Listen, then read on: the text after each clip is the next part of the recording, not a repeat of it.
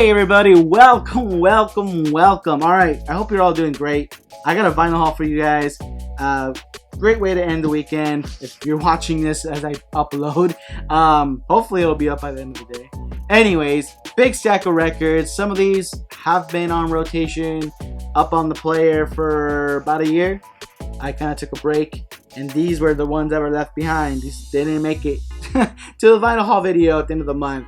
It kept getting pushed back, and then things got crazy. But I'm now back into hopefully a routine of uploading, and I want to share these with you guys so they can finally get archived back here.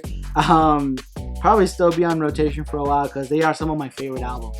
So starting off here with one that I've always wanted in my collection, Howlin' Wolf, MOANIN in the Moonlight.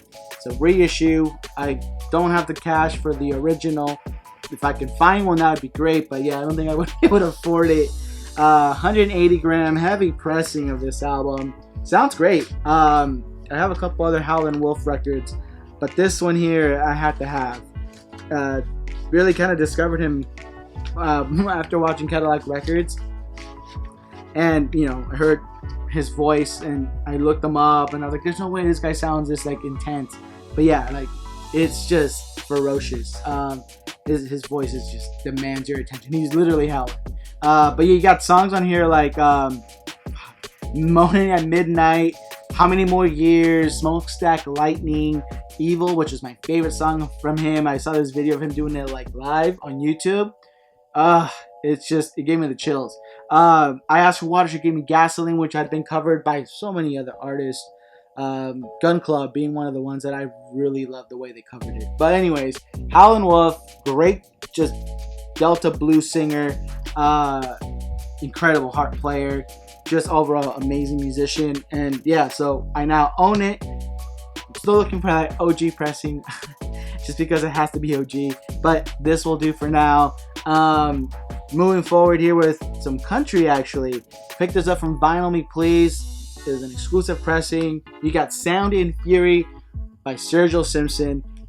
Vinyl Me Please threw me one of their free records with the referral program, and it was STURGILL's album, The Meta-Modern Sounds of Country Music.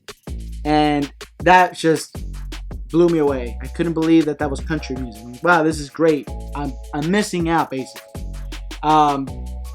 Watched some interviews of his, mentioned Merle Haggard, Willie Nelson, the whole outlaw country era, and all the artists that were sort of influential to him. And then I started checking them out, and man, it just opened up this whole new genre that I had just kind of left untouched. Country doesn't have a great rap, and there's some stuff that I just won't get into, but that stuff, which I will show you because I have a ton of the records now, it's really good. It's just awesome. So yeah, they were kind of fighting against everything that was happening in Nashville. They believe that it became too commercialized.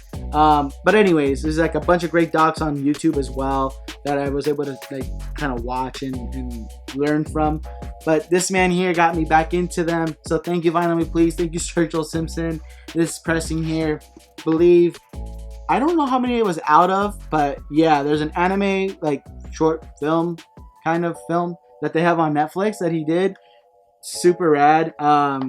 Just I didn't expect that from STURGILL, but yeah, he's an artist you kind of have to stay on your toes with because he's always popping out some new stuff. Number 824 out of question mark. I forgot how many there were, but yeah, great sounding album. Really love it. Hoping to hear more from him soon. To see him live would be great too. I think I just need his first album and I got this whole thing under wraps. Keeping it on the country folk tip, I got an artist that I always recommend to everyone. I'm super into her, Anna St. Louis. I reviewed this particular EP. It was released on cassette back in 2017. She pressed it on vinyl finally, something I had been waiting for, and pressed it on this amazing dark red, maroon almost color, off the Woodis Mare label. The great Kevin Morby releasing this album. But yeah, she's incredible. Just amazing singer-songwriter. So that was the EP. Then she released her first full-length album, If Only There Was a River. Kevin Morby's in it. He helps out with a couple songs. Understand is one of my favorite songs from there. Freedom, great. And then Mean Love. Oh, but this whole album, just complete, amazing album. Classic black vinyl. Just I think there was just a single pressing of it that was in this colorway. I don't know, could be wrong, but that's the one I got. And just great photography, beautiful pictures. She's so amazing singer, beautiful woman, incredible. Just look her up, she's great. She'll grow on you, believe me. And if you guys have any recommendations of other artists like similar to the ones I'm mentioning that you may have not seen me talk about, send them my way. I would always love to expand, just listen to other things. Here's one maybe you haven't heard of.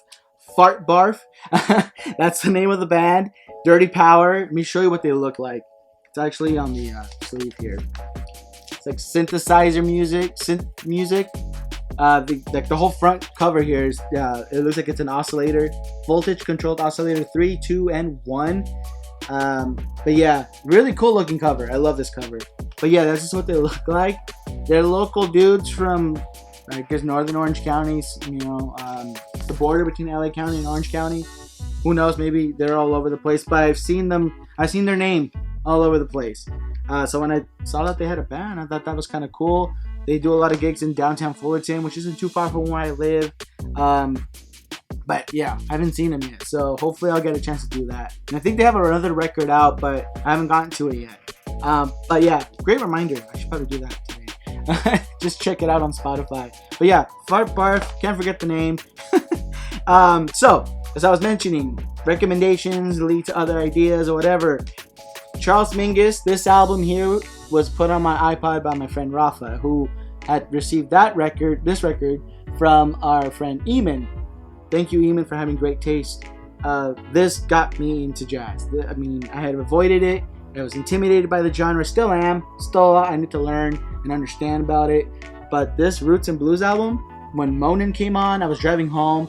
I remember it like it was yesterday. It was already late. I was tired. Had a pretty shitty day.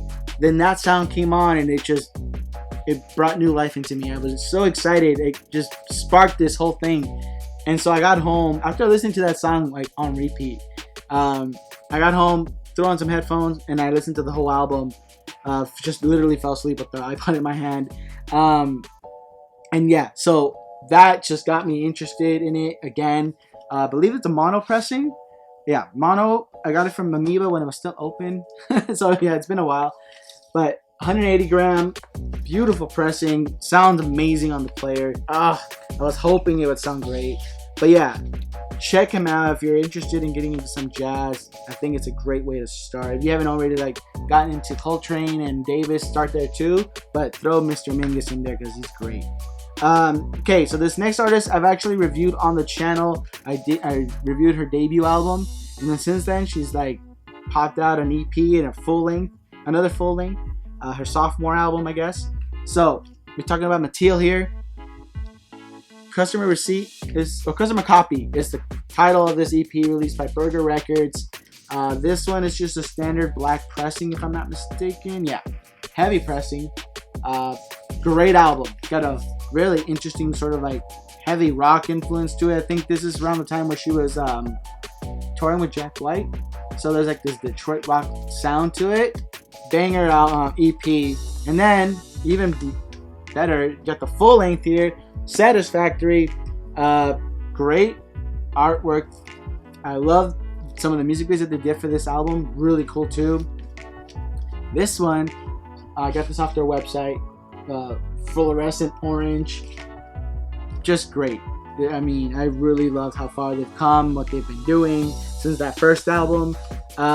They've been touring Europe a lot, doing really well over there. I want to see them do more shows here. I missed her when she goes in LA, but what are you gonna do? Hopefully they'll be back soon. Hopefully this whole corona thing will start looking a little more positive. I'm trying to stay optimistic, but whatever. So these next records here, these aren't necessarily new from the store. They were from the Goodwill bins out in LA. Bring out these huge trough looking things, and you dig through them. Textiles and electronics are pretty cheap. They're $2.99 a pound. You buy things per pound. So these records were thrown in there. Surprisingly, they made it. But I got a couple. These are the ones that I got. There are other ones that I saw go by, like Zeppelin, Daft Punk. But yeah, you'll see what I'm talking about. Like, these are like store quality records. I don't know who went out of business, but they donated all their music to this particular Goodwill. This one here is actually not a newer record, but it is, you know, Electric Light Orchestra. I don't know how many records I have of theirs now, but I always find new ones and I'm always buying them because I love them. Like, they're great, a great band. But yeah, so Elo, almost confused myself there, but really interesting sounding album. Just gonna keep adding to the collection. But yeah, it's kind of cool. Again, I think it's a comp, if I'm not mistaken. Yeah, it's a comp. You got different songs from different albums, but really cool sounding album. Really clean too. Just like jazz, reggae is a genre that I'm sort of intimidated by. Trying to dabble and getting into it. Found this in the stack. Third World, Journey to Addis. I believe this is like a dub album. It's from Island Records press. It's an Island Records pressing. I mean, they're super clean. They're in great condition. The sticker sucks because I can't take it off. But yeah, more reggae to just get into. And I always look at the engineers and who was in the group, because it was like a group of musicians that kind of really led it for a while. Like Lee Scratch Perry and all them. But yeah. Definitely a lot of history and a lot of stuff to get into. Okay, so this next one here, I couldn't believe I found it. I saw Ruthless Records, and so I picked it up. It's Eazy-E's Boys in the Hood, and you got Rendezvous, LA is the Place on the B-side. Super clean. I mean, pretty awesome. Don't have a lot of singles in my collection, like 12-inch. So to have this little bit of history there was really cool to find. And these were all, like, again, like less than $1 because they all weighed like about a pound or something. These next two were a little chunkier, but they all actually may have cost about $1, if not a little over $1. I don't want to, yeah, I don't know. Anyways, GORILLAZ, Classic Beach. So, like, yeah, like I said, they had Zeppelin, they had Daft Punk. They slipped away from me. Someone got to them before I did. You had to kind of lift some of the books that were on top of these records. And when I found this, it wasn't intact. Or my girlfriend had given me like one of the records. I really love this. You got David Bowie in there. But yeah, it was still intact. I was like, oh crap, this record's still clean. And then second one pops up. Love their artwork. There's always so much to look at. And then I found the sleeve, and I think I even found the insert. I'm not 100% sure if there was one, but no, I didn't get it. But yeah, I love this album. I don't feel like a lot of people really liked it a lot. I don't know. Maybe it's just me thinking that people didn't like it, but I thought it was great. And so now I have this. I have the Vinyl Me Please pressing of, oh God, I'm blanking on the name of the album. You know what I'm talking about. You know which one I'm talking about. The one that everyone wanted for a while. It'll come to me probably like after I'm done with this video. I hate when that happens. But anyways, I got that in there. And then finally, I also found this piece by piece. Donald Glover's Because the Internet.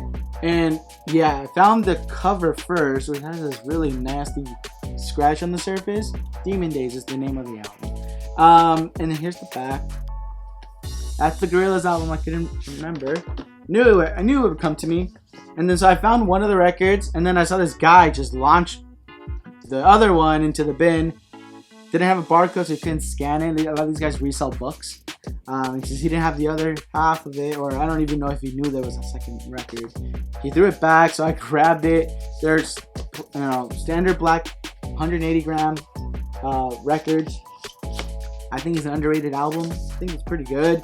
And it came with the script that he wrote that kind of goes with this album. So the whole thing intact in my hands for, again, about $1. So I think the rates went up. I don't know. I think they might have been cheaper back when I went and got this. Because I did go one more time, but I didn't find anything good. But anyways, there it is. big old stack of records. I hope you guys enjoyed. Again, if you have any recommendations or any suggestions for other artists similar to the ones I'm talking to, or within the genre of whatever I was mentioning down below, comment. Let me know. If you like the video, please give it a thumbs up. That will help me out. I always appreciate that. But yeah, take care of yourselves and each other, and I will see you guys on the next one. Peace.